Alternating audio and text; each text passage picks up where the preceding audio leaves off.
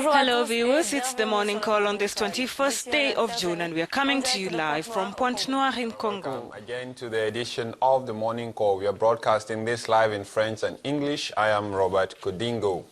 Now in Burundi, parents are furious over the detainment of underage students for allegedly protesting against incumbent President Pierre Nkurunziza. Algeria blocks social media to avoid examination cheating in the baccalaureate. This follows a similar scandal in which dozens of students were implicated. What is the reaction on the ground? We find out from a journalist in Algiers. And in the Democratic Republic of Congo, they have declared the yellow fever an epidemic with 5 people dead and 67 cases reported so far.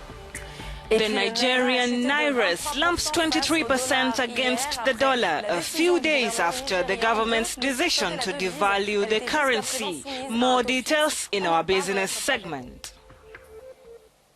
Welcome to this broadcast. Now, some students in the troubled Burundi could face up to 10 years in prison for protesting against incumbent President Pierre Nkurunziza.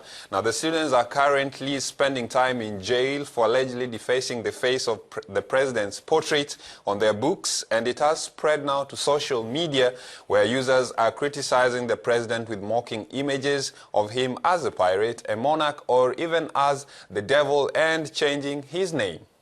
Taking the terms used by the authorities, the acts of incivility blamed on political manipulation since President Pierre Nkurunziza decided to run for a third mandate, leading to the death of more than 500 people and about 270,000 displaced persons. And entire classes have been suspended for the defiant doodles. 11 have been arrested and charged with insulting the head of state, while 4 others this week were arrested and taken into police custody.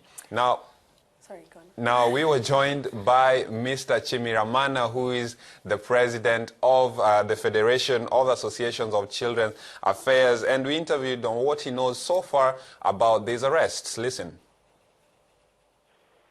Well, today we have 668 school children who have been arrested for scribbling the photo of the head of state, but these students are found in scattered locations.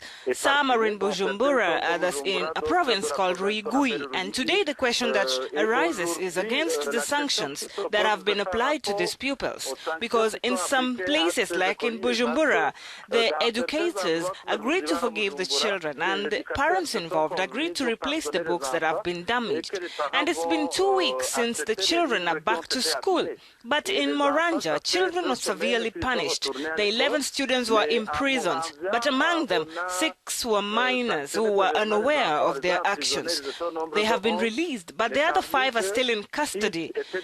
At Mogamba, 88 students were finally returned to school. This shows, therefore, that sanctions vary according to cities where the school children were punished. So it's clear that while others have been imprisoned, others are returned to school. Et là, ça montre également que la sanction appliquée à Mugamba, la sanction appliquée à Muramvya ou la sanction d'Oroyigi n'est pas la même que la sanction appliquée à Ruziwa, où on a demandé aux écoliers d'acheter des livres abîmés et de retourner à l'école pour continuer les examens. Now, is defacing the president's portraits a criminal offense in Burundi? Listen. Yes, in the eyes of the Burundian criminal law, scribbling the photo of the head of state is a petty crime. It's not an offense. It's not a crime, but it's a petty crime. Burundi was on the right track regarding the respect for the rights of children. If the judicial process goes to the end, children risk prison. Moreover, there are 5 who have already been arrested in the province of Moranja, so children effectively risk imprisonment. But socially, the risk is not only for these children. Imagine returning 82 children, then also 239 children in another province. They can come together rebel, or would even want to resist. Frankly, in the world, collective punishment is never educational, it's never correctional. It's for this that we ask that the offense be individualized.